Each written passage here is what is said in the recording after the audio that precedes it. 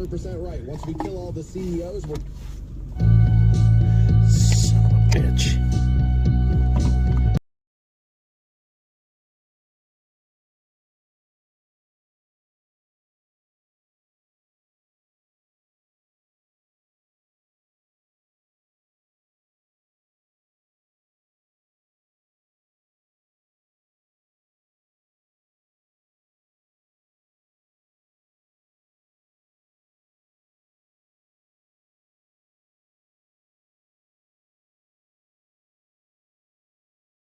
I said the other day, I said, in like 5 years, anybody who makes over $150,000 might have to defend that salary on your front lawn. Sounds crazy, but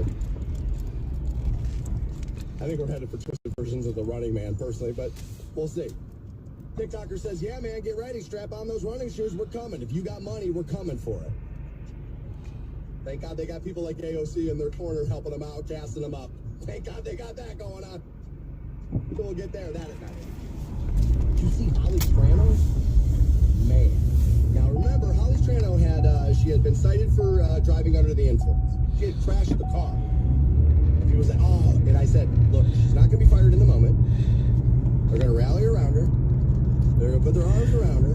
And then a couple of months when people move on and you got, a new story and you're, and you're focused and this and that. Good morning. Out with the tracks. See you later. Getting ready to head out to the Philippines here in a couple days. Haven't been back since 2019. So it's been about 6 years.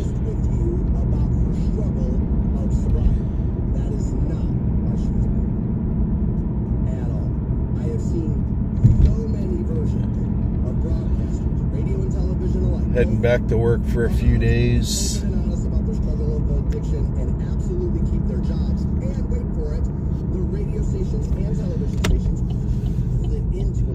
Then Tuesday we leave out. He got fired because of the negative optics that she placed in WKYC's lap. She's also expensive. So 2 birds, 1 stone. See you later, Alex. Have fun.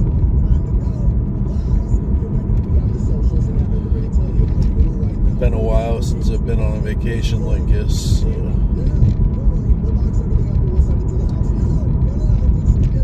Gonna be a whole different experience from last time. We're not going into Clark or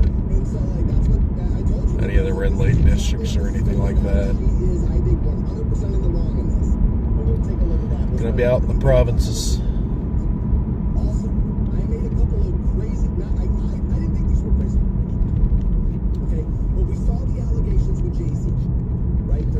There was a court case refiled listing him as a person who had raped a 13-year-old girl alongside Diddy at an after party.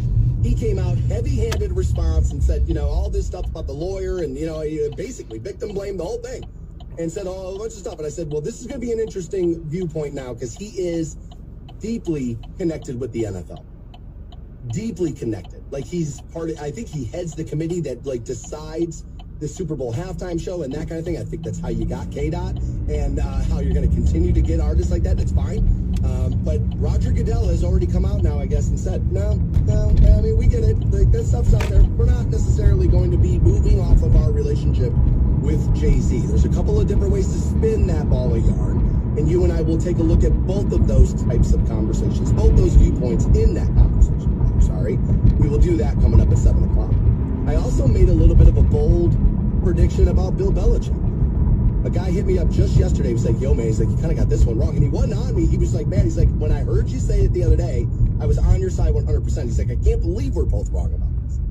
Bill Belichick apparently is going to be the next head coach at the University of North Carolina. First, let's go back to the word university. The man is going back to college football. I believe, has he ever coached college football? He's now going to be a college football coach. I'm perplexed here. Brady hightailed it the hell out of New England. Why? Because Bill Belichick could not understand young talent, could not figure out the draft, could not figure out young players, was not interested in figuring out young players whatsoever. All of that locker room will tell you, no, dude, like, he's not, like, I mean, like, he wasn't your best buddy, wasn't this, wasn't trying to relate, wasn't trying to do that. And that whole keep your head down, work hard, next man up thing for a 19-year-old with NIL money now, you got to recruit all year, the ultimate curmudgeon who never gave Tom Brady a game ball, got one game ball in 20 years. One in 20 years. That's the guy who's going to know how to wrap his arms around a 16-year-old kid in the living room and get him to commit to North Carolina? Well, he's Bill Belichick. He's got the panache. He's got the name. Not anymore. He's got the panache. He's got the name for a guy my age. You know what a 16-year-old's going to think? You know what they're going to say? They're already saying it on TV. Can't win without Brady. Best coach ever. Can't win without Brady. Goes to prove my point, right? We talk about this all the time. Legacy doesn't matter at all. Nobody gets remembered. I literally used this example with my brother last night on the phone. I said, David, I live in the birthplace of the NFL. We love that. We're proud of it. And they literally just had to shut a business down with Don Shula's name on it. You know why? Because nobody gives a damn about Don Shula anymore. They don't know what happened. And even if you tell them it happened, it's 72, dog. 16, right? 14 games, right? Like, whatever the hell. I mean, next thing you know, they'll find a way to tell you it was never any good so we can keep propping up the Andy Reeds of today. I mean, it's just kind of how it goes. So, is Bill Belichick going to help North Carolina here? We'll take a look at that conversation. Also, Lamar Jackson says he wears women's perfume, and that's why he's creating a cologne for you and I to smell like Lamar Jackson. Apparently, he prefers women's perfume. We'll get to that. Oh, and an all-time, and I mean an all-time broadcaster, we are 100% lucky to have, and maybe even take for granted, is going to the Hall of Fame. And he should. And we'll talk about that today, too, on Rock 106.9. The Stansberry Show. I've heard many a loon, and if there ever was a loon, that is a loon. On Rock 106.9. And you know what that conniving trickery is called? The Stansberry Show. On Rock 106.9. Welcome back to the program. 9 a.m. this morning. Got some audio from a TikToker says, yeah, man, we're not stopping at CEOs. We're taking care of them. Then anybody with money, we're coming after you next. Yay! Yay! Thank God I've worked hard my entire life, socked a little bit of money away. Thank God. Can't wait to have my door kicked in. Yay! 9 a.m. We'll give you that audio. You know, I don't know if you've been noticing. It's pretty easy for these athlete types to get in trouble. And I mean with their audience. I don't mean like get in trouble. That's not right. But like you do anything, have any opinion, any action, miss one wide open receiver, bum, right? Like this, the overreaction stuff goes crazy.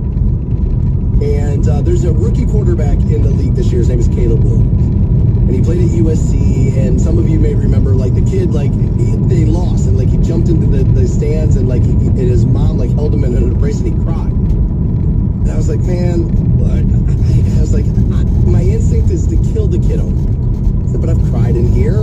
When I said, people are going to kill him. I said, I'm not sure I get to be that guy, right? I said, but I understand why, you know, people are looking at that going, I don't know.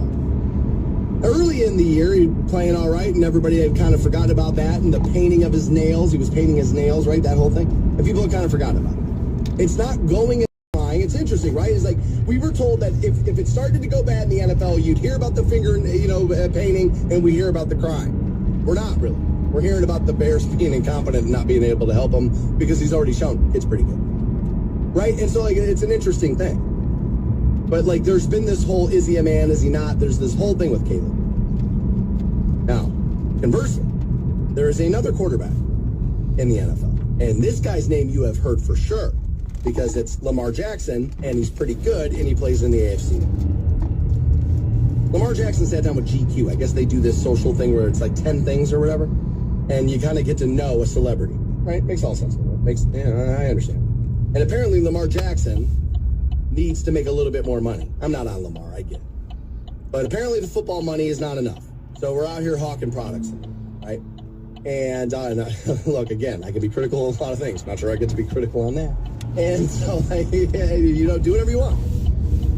And Lamar Jackson's rolling out I want to call it a cologne, but I don't think it is. It might be a perfume. Did you hear that? All right, let's just take a listen. What made me want to make my own cologne is me just wanting to smell good. Okay. Now, there's nothing wrong with wanting to smell good. I took a shower this morning. I put deodorant on this morning before. Yeah, I put deodorant on this morning before I came to work. Right? Like, yeah, I mean, there's nothing wrong with wanting to smell good. That part's fine. People may not notice about me, but I rather prefer like girl perfume, something like some. Sometimes, you know, this is where somebody's going to come up behind him and be like, all right, man, the guy, he's a good guy. He's a nice guy. He's a great quarterback. He's not always, the most articulate. And like, because I think what people are going to say is, dude, help the guy. He doesn't necessarily mean that. He just doesn't necessarily want like a heavy must, right? It's like, all right, well. Real soft. So that's what made me want to create something unisex. See, once you start telling guys, though, you want it to be soft, like, this will be splitting hairs. But these are the types of words used for said products. Lighter, maybe. Would have maybe been the fresher, maybe would have been a better word, though, right? Instead of just